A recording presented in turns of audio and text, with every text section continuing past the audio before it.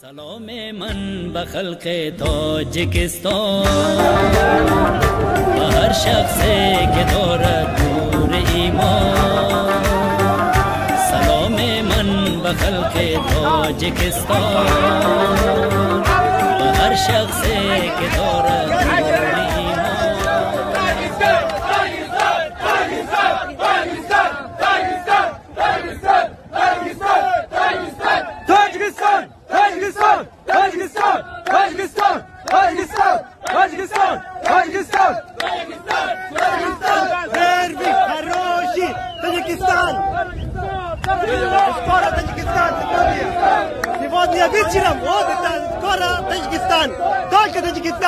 تاجیکستان با پیش